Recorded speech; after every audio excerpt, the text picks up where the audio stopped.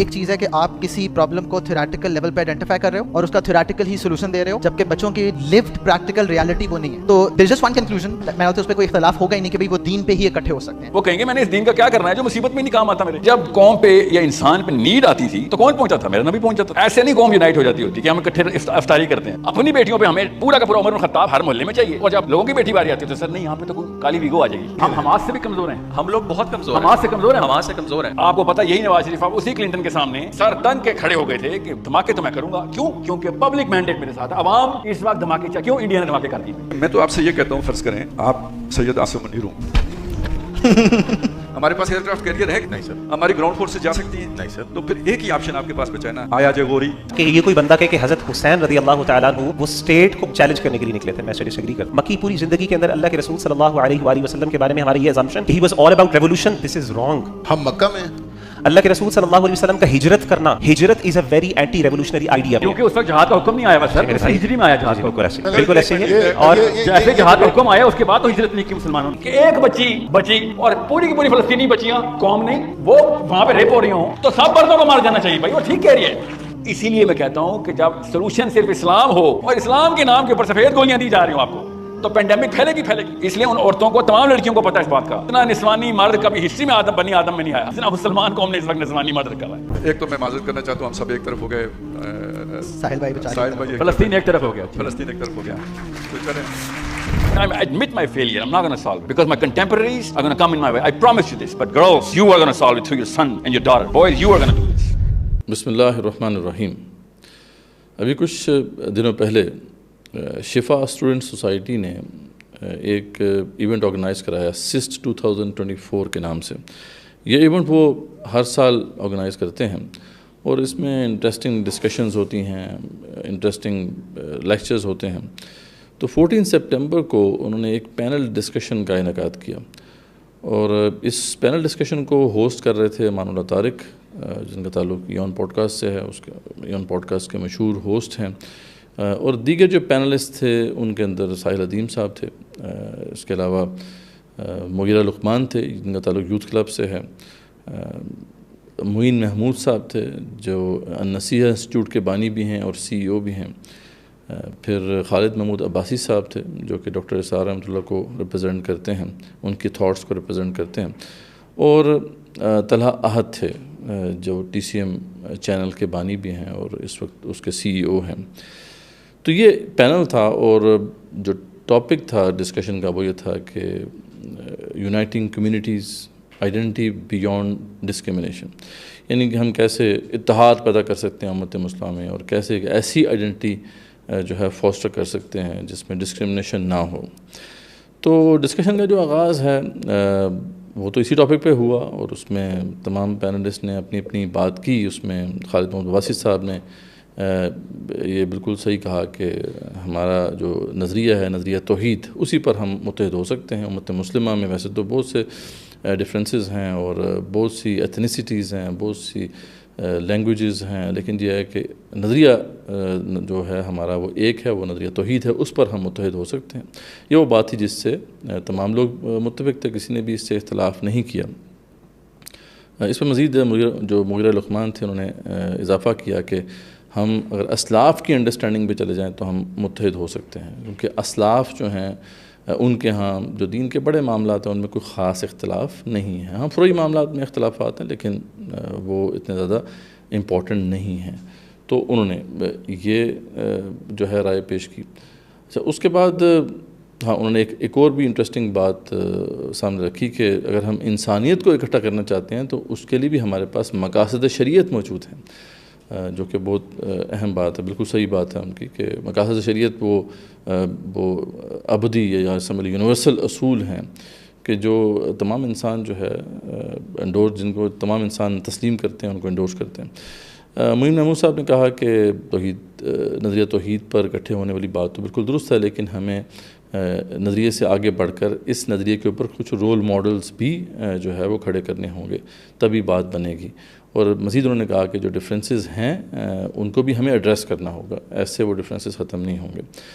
خیر یہ ساری بات تھی. اس میں پھر طلحہ احد نے بڑی انٹرسٹنگ بات کی کہ یہ ساری باتیں تو ہم سنتے آ رہے ہیں، یہ تھیوریٹیکل باتیں ہیں یعنی یہ بات بالکل درست ہے کہ توحید پر ہم اکٹھا ہو سکتے ہیں، اور اس سے کوئی بھی مسلمان جو ہے وہ اختلاف نہیں کر سکتا یا ڈینائی نہیں کر سکتا اس کو، لیکن وہ کیسے ہم کریں گے، یعنی اتحاد پیدا کیسے کریں گے، اس کے لیے کوئی کلیئر روڈ میپ کوئی بھی نہیں دے رہا۔ اور انہوں نے بلکہ یہ بات بھی سامنے رکھی کہ، اور بالکل درست کہا انہوں نے، کہ اس وقت جو تھاٹ لیڈرز ہیں ان کے کلٹس بن گئے ہیں اور وہ اپنی ان پوزیشنز کو انجوائے کر رہے ہیں، لیکن جو اصل کرنے والا کام تھا وہ یہ تھا کہ وہ رول ماڈل، وہ کلیئر روڈ میپس دیتے کہ کس پر چل کر ہم ان آبجیکٹیوز کو اچیو کر سکتے ہیں۔ اور انہوں نے جو سامنے اسٹوڈنٹس تھے ان کو بھی ایڈریس کرتے ہوئے کہا کہ یقیناً آپ کے ذہن میں بھی یہی کویشچنز ہوں گے کہ ہم کیا کریں، وہ کون سے سٹیپس ہیں جو ہمیں لینے ہوں گے تاکہ ہم ان آبجیکٹیوز کو اچیو کر سکیں۔ اچھا، آخر میں پھر سعید عظیم صاحب کی باری تھی، اور انہوں نے ایک ڈیفرنٹ جو ہے پہلو اس حوالے سے سامنے رکھا۔ انہوں نے کچھ ایسی باتیں کیں کہ ڈسکشن کا رخ ہی بالکل تبدیل ہو گیا، اور اس کے بعد پھر ڈسکشن جو ہے وہ اس ٹاپک پہ نہیں رہی۔ خیر، سعید عظیم صاحب نے آغاز اس طرح کیا کہ انہوں نے کہا کہ جی فلسفی جو ہوتی ہے نا، اس کو جب تک کہ بایولوجیکل مارکرز کے اوپر ہم نہیں لے کے آئیں گے اس وقت تک جو ہے کوئی کام نہیں ہو سکتا۔ اور اس پہ مزید یعنی ان سمپل ورڈز انہوں نے کہا کہ اگر ہم اپنے مسلمان بھائی کی مشکل میں مدد کرنے کو تیار نہیں ہیں، اس کے ساتھ کھڑے ہونے کو تیار نہیں ہیں، تو پھر اتحاد نہیں ہو سکتا۔ انہوں نے بالکل صحیح کہا کہ اکٹھے نمازیں پڑھنے سے، اکٹھے روزے رکھنے سے، یا حج کرنے سے، یا عید منانے سے اتحاد پیدا نہیں ہوتا، بلکہ اتحاد پیدا ہوتا ہے جب ہم مشکل میں اپنے کسی مسلمان بھائی کے ساتھ کھڑے ہوتے ہیں۔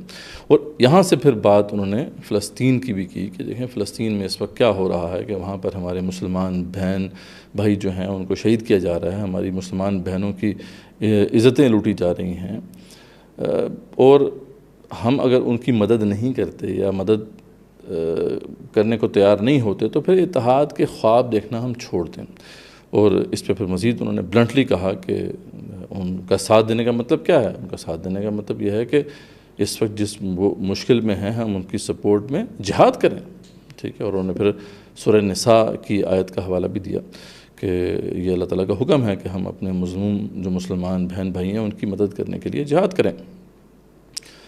اچھا، اس پہ پھر سوال ان سے کیا گیا کہ اچھا اب آپ کیسے یہ کام کریں گے، یہ کام ہم تو نہیں کر سکتے، یہ تو مسلمانوں کے لیڈرز ہی کر سکتے ہیں۔ تو انہوں نے کہا بالکل مسلمانوں کے لیڈرز ہی یہ کر سکتے ہیں، تو ان کو ہمیں جو ہے پریشرائز کرنا چاہیے، ان پہ ایک پریشر ڈالنا چاہیے۔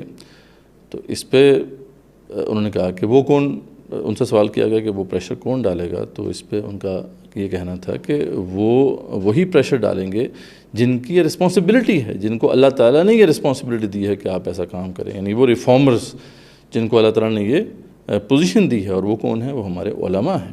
تو علماء کا یہ کام ہے کہ وہ یہ کام وہ جو ہے ایک پریشر ڈالیں حکمرانوں کے اوپر، بلکہ انہوں نے کہا اسپیسیفکلی کہ علماء کو یہ کرنا ہے کہ وہ ایک فتویٰ ایشو کریں کہ اگر جو مسلمانوں کے حکمران ہیں، بلکہ پاکستان کے والے سے بھی انہوں نے بات کی، اور اوورآل امت مسلمہ میں بھی انہوں نے یہ بات کی کہ اگر علماء جو ہیں یہ فتویٰ دیں کہ اگر ہمارے حکمران جو ہیں وہ جہاد کی کال نہیں دیتے تو پھر وہ عوام سے کہیں کہ پھر وہ ان کو سپورٹ کرنا اور ان کو ووٹ دینا چھوڑ دیں، یہ حرام ہے ان ایسے حکمرانوں کو پھر ووٹ دینا۔ تو جب اس طرح کا پریشر بلڈ اپ ہوگا، اور پھر یہ جو فتویٰ جو ہے ایک متفقہ فتویٰ ایشو ہوگا اس ضمن میں، اور پھر اس فتوے کو پھر مساجد کے ذریعے سے تمام لوگوں میں پھیلایا جائے گا، یعنی میسز میں پھیلایا جائے گا، تو اس کا ایک اتنا بڑا پریشر بلڈ اپ ہوگا کہ ہمارے یہی حکمران جو ہیں آخر ان کو مجبوراً جو ہے وہ جہادی کال دینی پڑے گی۔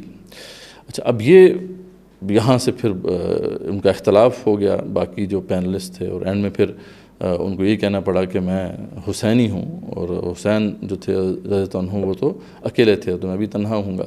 خیر، یہ کیا ماجرا ہوا اس کے بعد، یہ ڈسکشن کیوں اس نہج پہ پہنچی، اس پہ ہم ذرا بات کرتے ہیں۔ لیکن یہ بات بالکل واضح ہے کہ وہ جو ٹاپک تھا، جس ٹاپک پہ ڈسکشن کا آغاز ہوا تھا، اب وہ اس ٹاپک سے ڈسکشن ہٹ گئی، لیکن اس کے بعد جو ڈسکشن ہوئی اس کے ذریعے سے امت مسلمہ میں جو دو بڑی کنفیوژنز اس وقت موجود ہیں وہ کھل کے سامنے آ گئی، بالکل ہائی لائٹڈ ہو گئیں، اور یہ جو کنفیوژنز تھی وہ اس پینل میں آپ کو نظر نہیں آئیں گی، بلکہ اوورآل امت مسلمہ میں یہ دو کنفیوژن نظر آئیں گی، ہم ان پہ انشاءاللہ ابھی بات کرتے ہیں۔ خیر، آگے بڑھنے سے پہلے تھوڑا سا ہم بیک گراؤنڈ بتا دیتے ہیں پینلسٹ کا، تاکہ ہم یہ جان سکیں گے یہ ڈفرینسز کیوں ہیں ان کے درمیان. اور بیسیکلی یہ ان لوگوں کے درمیان ڈفرینسز نہیں ہیں, یہ اس امت کے اندر جو ملٹیپل سکولز آف تھاٹ ہیں ان کے آپس میں ڈفرینسز ہیں جن کو ریزالو کرنا بڑا ضروری ہے. تو اس میں ہم دیکھتے ہیں کہ مغیرہ لقمان ہیں جن کا تعلق یوتھ کلب سے ہے.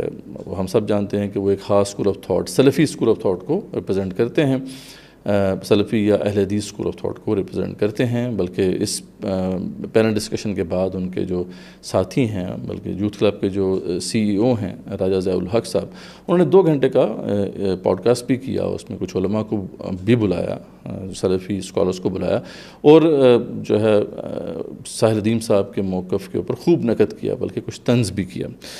تو یعنی وہ ایک خاص مکتب کو ریپرزینٹ کرتے ہیں, ہم سب جانتے ہیں. اس کے علاوہ جو ہے معین محمود صاحب جو تھے, ان کا تعارف پہلی دفعہ مجھے ہوا اس ڈسکشن کے ذریعے سے, جب میں نے دیکھا کہ ان کے جو انسٹیٹیوٹ کی ویب سائٹ پہ جو کچھ چیزیں اویلیبل ہیں اس سے معلوم ہوا کہ وہ بھی روایتی اسکول آف تھاٹ سے ہی ان کا تعلق ہے, دیوبند سے غالباً ان کا تعلق ہے.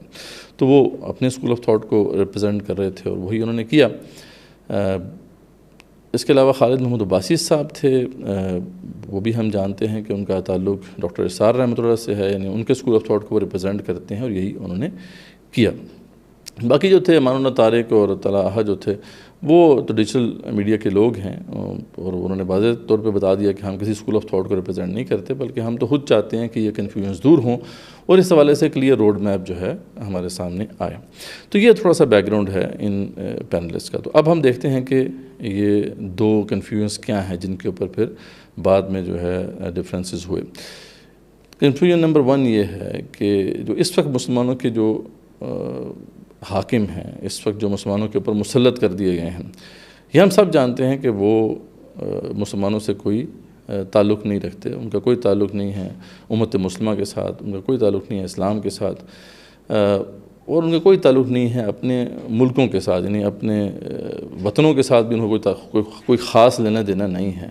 وہ تو ویسٹرن پپٹس ہیں اور انہی کے اسٹریٹجک ایسٹس ہیں, اور وہ صرف یا تو اپنے مفاد کے لیے کام کرتے ہیں یا اپنے ان مغربی آقاؤں کے مفاد کے لیے کام کرتے ہیں. تو یہ وہ حکمران ہیں جو ہمارے اوپر مسلط کر دیے گئے ہیں. پوری امت مسلمہ کا یہی حال ہے. اب سوال یہاں پہ جو سب سے پہلے پیدا ہوتا ہے اور جس میں کنفیوژن ہے وہ یہ کہ ایسے جو حکمران ہیں کیا ان کو ہٹانے کے لیے ہم نے کچھ کرنا ہے یا نہیں کرنا؟ کیا یہ ہماری ذمہ داری ہے کہ ہم ایسے حکمرانوں کے خلاف کوشش کریں, یا یہ ہماری کوئی ذمہ داری نہیں ہے؟ عام مسلمان کی یہ ذمہ داری ہے یا نہیں ہے؟ تو یہ ایک پہلا سوال تو یہ, اور اسی میں کنفیوژن ہے. اچھا, دوسری کنفیوژن یہ ہے کہ اچھا ٹھیک ہے, اگر تو یہ کلیئر ہے کہ ہم نے اس حوالے سے کچھ کرنا ہے اور یہ ہماری ذمہ داری ہے, یہ دینی ذمہ داری ہے کہ ایسے حکمرانوں سے جو ہے ہمیں نجات دلانی ہے امت مسلمہ کو, تو پھر اس کا جو ہے واضح روڈ میپ کیا ہونا چاہیے؟ اس پہ پھر باقی کنفیوژن ہے. اب یہ 2 کنفیوژن ایسی ہیں کہ یہ امت مسلمہ میں سیٹل نہیں ہو پا رہی, جس کی وجہ سے حال یہ ہے کہ یہ جو مسلمانوں کے اوپر مسلط کر دیے گئے ہیں یہ ویسٹرن پپٹس, یہ آرام سے جو ہے اقتدار سنبھالے ہوئے ہیں, یہ اقتدار کے مزے لوٹ رہے ہیں, یہ مسلمانوں کے وسائل کے اوپر قابض ہیں اور اپنے مغربی آقاؤں کے مفادات یا اپنے مفادات کے لیے کام کر رہے ہیں, اور ان کو کوئی رکاوٹ کا سامنا نہیں ہے. یہ بڑے جیسے کہتے ہیں نا کہ دھڑلے سے اپنی حکومت کر رہے ہیں. تو اب ہم دیکھتے ہیں کہ یہ جو کنفیوژنس ہیں یہ کیوں ہیں, اور جو اس وقت جو پینلسٹ تھے وہ جس مکتب کو ریپرزینٹ کر رہے تھے ان کا موقف اس حوالے سے کیا ہے. تو جہاں تک معاملہ روایتی طبقے کا ہے, جب ہم روایتی طبقے کی بات کرتے ہیں تو ہم یہ جو ہمارے ٹریڈیشنل سکولز آف تھاٹ ہیں ان کو ہم کنسیڈر کرتے ہیں, جن میں اس وقت پاکستان کے اندر جو ہے وہ دیوبند ہے, بریلوی مکتب فکر ہے, اور پھر اہل حدیث یا سلفی اسکول آف تھاٹ ہے. اچھا, ان تینوں کے ہاں یہ بات تو بالکل کلیئر ہے کہ یہ کوئی یعنی ایسے حکمرانوں سے نجات دلانا یہ کوئی ایسی رسپانسبلٹی نہیں ہے جو لازمی ہو ہر شخص کے اوپر. ٹھیک ہے, یعنی کچھ نہ کچھ بات تو اس پہ کی جاتی ہے اور ہونی بھی چاہیے ان کے نزدیک, لیکن یہ ہے کہ یہ ایسی رسپانسبلٹی نہیں ہے ایک مسلمان کی جو اگر وہ فلفل نہیں کرے گا تو وہ اخروی نجات اس کی جو ہے داؤ پہ لگ جائے. اچھا, اس میں جو سلفی اسکول آف تھاٹ ہے اسپیسیفکلی ان کا تو یہ موقف ہے کہ حکمران چاہے جو مرضی کرے, چاہے وہ فاسق ہو, فاجر ہو, ظالم ہو, چاہے وہ کفر نافذ کر دے, اس کے خلاف کسی قسم کی کوئی جدوجہد نہیں کی جا سکتی. ٹھیک ہے, تو ہم نے ان کی اطاعت کرنی ہے. اچھا یہ جو اوپینینز ہیں یہ ہم ان اوپینینز کی بات کر رہے ہیں جو کہ غالب اوپینینز ہیں، یعنی اسکول آف تھاٹ میں زیادہ تر جو اسکالرز یا علماء جو ہیں وہ کس اوپینین کو پریزنٹ کرتے ہیں. اس میں ہاں وہ لوگ بھی ہیں جو اس سے اختلاف کرتے ہیں، لیکن ہم ان کی بات ابھی نہیں کر رہے، ہم جو غالب جو ڈومیننٹ اوپینین ہے اس کی بات کر رہے ہیں. تو یہ تو ایک اسکول آف تھاٹ ہو گیا، ٹھیک ہے. دوسری طرف جو ہے ہمارے پاس جو 2 اسکولز آف تھاٹ ہیں، دیوبند اور بریلوی، کیونکہ وہ حنفی ہیں، یعنی فقہی لحاظ سے وہ حنفی اسکول آف تھاٹ سے ان کا تعلق ہے، تو ان کے ہاں تو یہ ڈسکشن ہے، بحث ہے کہ ظالم جو حاکم ہے اگر فاسق حاکم ہے تو اس کے خلاف خروج آپ کو کرنا ہے، ٹھیک ہے. خروج سے مراد یہ ہے کہ آرمڈ ریزسٹنس، ٹھیک ہے. تو یہ ایک کلاسیکل ایک بحث ہے.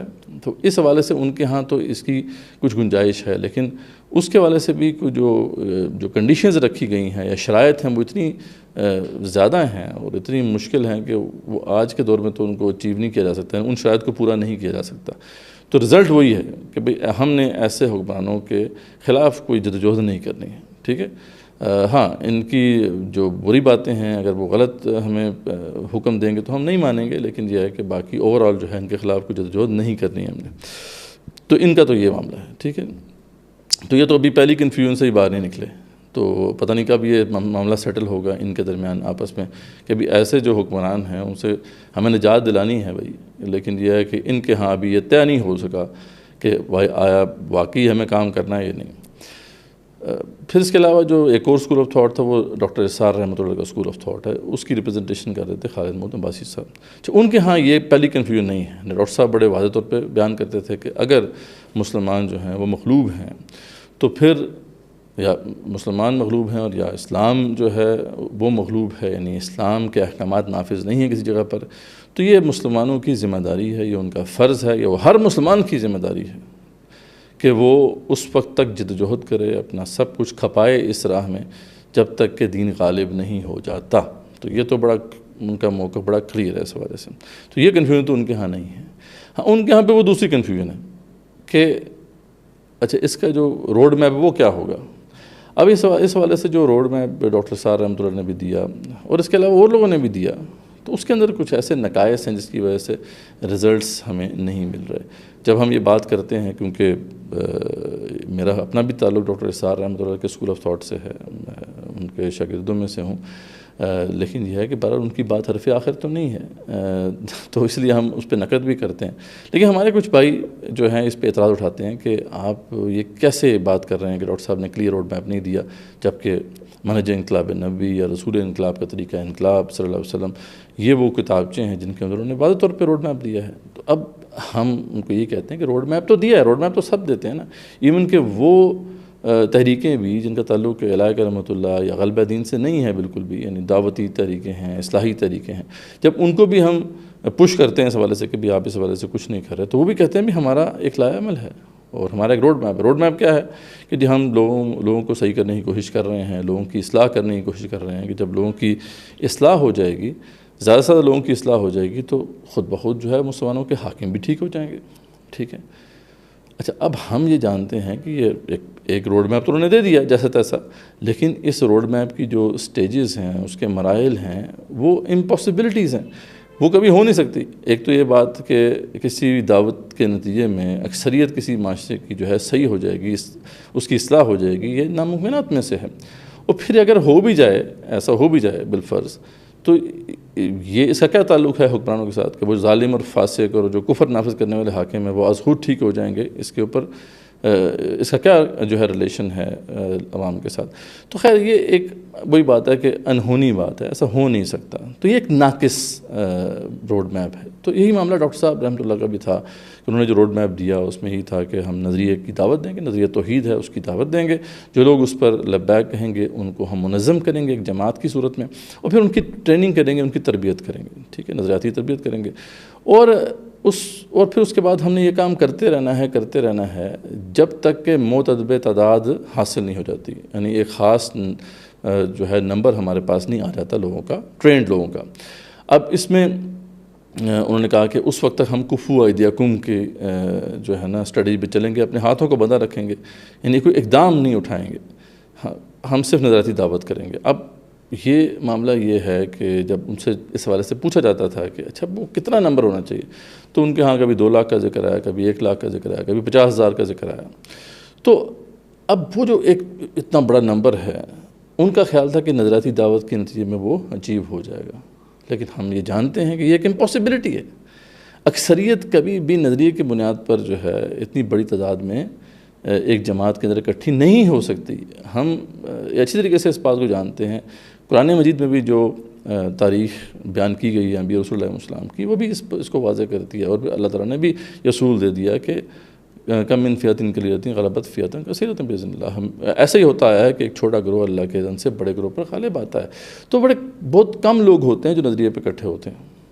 تو یہ جو اتنا بڑا نمبر ہے جس کو انہوں نے کہا تھا کہ ہمیں اکٹھا کرنا ہے، کیونکہ اس کی ضرورت اس لیے ہے کہ وہ ان آرمڈ ریزسٹنس کے قائل تھے، کہ ان کا خیال تھا کہ جیسے ایران کے اندر جو ہے لوگ نہتے عوام نکلے اور ان آرمڈ تھے، لیکن انہیں ریزسٹنس کی اور اس طریقے سے پھر انقلاب برپا ہوا، تو ہم بھی جو ہے اس طریقے سے انقلاب برپا کریں گے. لیکن وہ جو چیز مس کر گئے وہ یہ تھی کہ اتنی بڑی تعداد میں لوگ نظریے پہ اکٹھے نہیں ہو سکتے، بلکہ اس کے لیے کچھ اور کرنا ہوتا ہے. اب جب سول مزاحمت کا طریقہ کار ہے جس کی طرف انہوں نے نشاندہی کی، جب اس کو بھی ہم دیکھتے ہیں، اس کو مطالعہ کرتے ہیں، تو معلوم ہوتا ہے کہ یہ جو ساری سٹرگل ہے میس موبلائزیشن کی، یہ رائٹس کی بنیاد پہ ہوتی ہے. لوگوں کو حقوق کی بنیاد پر آپ اتنے بڑے پیمانے پہ کھڑا کر سکتے ہیں. نظریے کی بنیاد پر ہاں آپ کو کچھ قیادت مل سکتی ہے، آپ ایک جمع وفیر جو ہے اس حوالے سے جو ہے موبلائز اس کو نہیں کر سکتے. تو اب یہ ڈاکٹر صاحب کی اس فکر میں ایک امپاسبلٹی ہے، ایک ایسا اسٹیج ہے جو امپاسبل ہے. تو اس لیے ہم یہ کہہ سکتے ہیں کہ یہ ناقص ہے جو انہوں نے روڈ میپ دیا.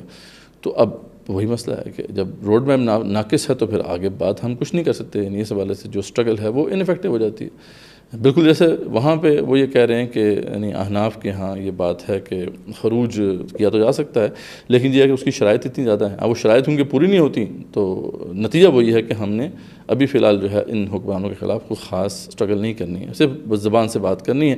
یہی معاملہ یہاں پہ کفوا ایدیکم کی سٹیج نے کیا کہ بے عملی کی طرف جو ہے وہ لے گئے سب کو. تو یہ اب مسئلہ ہے، اس مسئلے کو ہم حل کر نہیں پا رہے. اچھا، اب جب ساحر ادیم صاحب کے سامنے یہ بات رکھی گئی کہ ٹھیک ہے آپ جو ہے اس حوالے سے کلیئر روڈ میپ دیں، تو انہوں نے ایک تو یہ بات کر دی کہ ٹھیک ہے جی ہم فلسطین کے مسئلے پہ تو یہ کلیئر روڈ میپ یہ ہے کہ علماء کو یہ پریشرائز کیا جائے کہ وہ یہ کام کریں، وہ یہ فتویٰ دیں. اچھا، ان سے پھر یہ پوچھا گیا اور غالباً طلحہ احد نے اینڈ میں پوچھا کہ حضرت یہ تو بات ٹھیک ہے، آپ نے بتا دیا کہ آپ نے جو روڈ میپ دیا اس کی ایک سٹیج تو ٹھیک ہے کہ مسلمان حکمران جو ہیں ان کو ہم نے پریشرائز کرنا ہے. اچھا، وہ کیسے ہوگا تو آپ نے وہ بھی بتا دیا کہ علماء کو آپ یہ کہیں گے کہ وہ ان کو پریشرائز کریں. لیکن یہ بھی ایک ہمارے سامنے اب حقیقت ہے نا کہ علماء یہ کام نہیں کر رہے. اب بار بار ساحر ادیم صاحب کے کہنے سے تو علماء یہ کام نہیں کریں گے نا. تو جب ان کو پش کیا گیا اس حوالے سے کہ آپ بتائیں کہ پھر علماء کو کیسے پش کیا جائے، تو انہوں نے کہا کہ یہ کام جو ہے یہ یوتھ کرے گی. سامنے یوتھ بیٹھی ہے، یہ کام وہ کریں گے، ان کی آگے نسلیں جو ہیں یہ کام کریں گی. اور میں ان کو عرض کرتا ہوں کہ آپ اپنے جو ریفارمرز ہیں ان کو آڑے ہاتھوں لیں. اگر یہ اپنی ذمہ داری ادا نہیں کرتے تو ان کی جو پوزیشنز ہیں، ان کے ممبر ہیں، ان سے ان کو اتار دیں. اچھا، اب وہی سوال اب ان سے کیا گیا اور ہمارا بھی یہ سوال ہے کہ یہ یوتھ وہ کام کیسے کرے گی؟ یہ یوتھ جو ہے یہ کیسے ان علماء کے اوپر پریشر ڈالے گی؟ لیکن آپ اس سٹیج کی وضاحت نہیں کر رہے تو آپ کا بھی جو روڈ میپ ہے وہ ناقص ہے. تو یہ ایک بہت بڑا مسئلہ ہے امت مسلمہ کا. خیر، دی ریوائول کی بنیاد ہم نے اسی لیے ڈالی تھی کہ یہ کنفیوژ موجود ہیں کہیں پہ. تو ابھی طے نہیں ہو سکا کہ ہم نے ایسے حکمرانوں کے خلاف کچھ کوشش کرنی بھی ہے یا نہیں کرنی. بہرحال اس پہ بحث جاری ہے. اچھا، جو اس والے سے کلیئر ہیں جو لوگ کہ جی ہم نے بالکل اللہ کے دین کو غالب کرنا ہے، یہ ہماری بنیادی ذمہ داری ہے، اور اس والے سے ہم سمجھتے ہیں کہ ساحر ادیم صاحب نے بہت اہم رول ادا کیا ہے کہ جو جن زی ہے، جو آج کی جو جنریشن ہے، اس تک انہوں نے یہ میسج پہنچایا ہے اور بڑے اچھے طریقے سے پہنچایا ہے کہ یہ کام آپ کو کرنا ہے. لیکن ان کے ہاں بھی وہ دوسری کنفیوژن جو ہے بتمام و کمال پائی جاتی ہے کہ اس کا روڈ میپ کیا ہوگا. کوئی اس کا وہ کلیئر روڈ میپ نہیں ہے. تو دی ریوائول کی بنیاد ہم نے اسی ڈالی. ہم نے اسی بات کو آگے بڑھایا جہاں تک ڈاکٹر اسرار رحمۃ اللہ جو ہے اس کو لے کے گئے تھے. پہلے آپ کو پتہ ہے کہ مولانا مودودی نے ایک اجتہاد کیا تھا اس ماڈرن کانٹیکسٹ میں، اس ماڈرن ورلڈ کے حوالے سے، کیونکہ یہ تو ایک نئی سچویشن ہے نا امت مسلمہ کے لیے. اس سے پہلے کبھی بھی یہ سچویشن نہیں رہی. پہلے تو یہی ہوتا تھا کہ جو ہے کانفلکٹ کا یا تصادم کا ایک ہی طریقہ رائج تھا کہ آپ نے جو ہے مسلح جدوجہد کرنی ہے، مسلح لڑائی کرنی ہے. تو اب تو اس طریقے سے مسلح لڑائی ہو نہیں سکتی، خاص specially post second world war جو ورلڈ ہے اس کے اندر تو اب جو ریاستیں ہیں، اسٹیٹس ہیں، وہ بہت اسٹرانگ ہو چکی ہیں. ان کے خلاف آرمڈ ریزسٹنس تو ہو نہیں سکتی، بلکہ کوئی میدان جنگ بھی ایسا نہیں ہے جس میں آپ اتر کے ان کو شکست دے سکیں. ان کے پاس گن شپ ہیلی کاپٹرز ہیں، ان کے پاس F-16s ہیں، اور نہ جانے کیا کیا جو ہے ان کے پاس ویپنری ہے. اور آپ کے پاس لے جائے کہ اگر ہو بھی سکتا ہے تو صرف AK-47 ہو سکتی ہے بس. تو اس بنا پر تو آپ ان سے فائٹ نہیں کر سکتے. تو آلٹرنیٹ اب آپ کے پاس میتھڈز ہیں، ان پہ آپ کو غور کرنا ہے. اب وہ آلٹرنیٹ میتھڈز جو کہ ہمارے سامنے آئے ہیں وہ دو ہیں، ایک گوریلا وارفیئر ہے اور ایک سول مزاحمت ہے. گوریلا وارفیئر کا جو طریقہ کار ہے وہاں پہ زیادہ کارآمد ہے، جہاں پر اسٹیٹ رپچر ہو چکی ہے، اسٹیٹ انسٹیٹیوشنز تباہ ہو چکی ہیں، اور جہاں پہ فورن آکوپیشن ہے، جیسے اب فلسطین میں آپ دیکھ رہے ہیں، اس سے پہلے افغانستان میں ہم نے یہ چیز دیکھی. لیکن جہاں پہ اسٹیٹ انسٹیٹیوشنز موجود ہیں، جہاں پہ اسٹرانگ اسٹیٹس ہیں، اسٹینڈنگ آرمیز ہیں، وہاں پر گوریلا وارفیئر جو ہے وہ کارآمد نہیں ہے، بلکہ وہاں پہ سول مزاحمت ہی ایک بہترین راستہ ہے، جس کی طرف ڈاکٹر صاحب نے بھی اشارہ کیا تھا. لیکن ڈاکٹر صاحب رحمۃ اللہ علیہ کیونکہ اس طریقہ تصادم کو سمجھ نہیں سکے، یا ان کو موقع نہیں مل سکا کہ اس کا گہرائی سے مطالعہ کریں یا اس کے اوپر ریسرچ کریں، اور نہ ہی پھر ان کی جو اسٹیبلش کی ہوئی جماعت تھی اس کے اندر یہ کام ہو سکا، تو وہ اس کی ڈائنامکس کو نہیں سمجھ سکے. تو جب ہم نے اس کا مطالعہ کیا اور اللہ تعالیٰ کی توفیق سے اس کا موقع ملا، تو معلوم ہوا کہ ہاں یہ ایک وائبل راستہ ہے، ایک بہترین طریقہ تصادم ہے آج کے دور کے لیے، اسپیشلی پاکستان، مصر اور ایران، یعنی ان جیسی کنٹریز کے لیے، ترکی جیسی جو ممالک ہیں جہاں پہ اسٹیٹس موجود ہیں. یہ ایک وائبل طریقہ کار ہے، لیکن اس کی بنیاد یہ ہے کہ جو میسز ہیں ان کو رائٹس پہ آپ کو کھڑا کرنا ہوگا. اب رائٹس کی جو اسٹرگل کا جو کانسیپٹ ہے وہ ہمیں بالکل پتہ بھی نہیں ہے، اس کے بارے میں ہم زیادہ نہیں جانتے، اور زیادہ تر دینی حلقے کے اندر اس پہ بحث بھی نہیں ہے. حالانکہ اگر آپ دیکھیں تو جدید دنیا کے اندر جتنی بھی تبدیلیاں رونما ہوئی ہیں، جتنے بھی انقلابات آئے ہیں، وہ رائٹس کی بنیاد پہ ہی آئے ہیں. امریکن ریولوشن ہو جائے یا فرینچ ریولوشن ہو جائے یا بعد میں ریڈ ریولوشنز جو آئی ہیں، وہ سب رائٹس کی بنیاد پر آئی ہیں.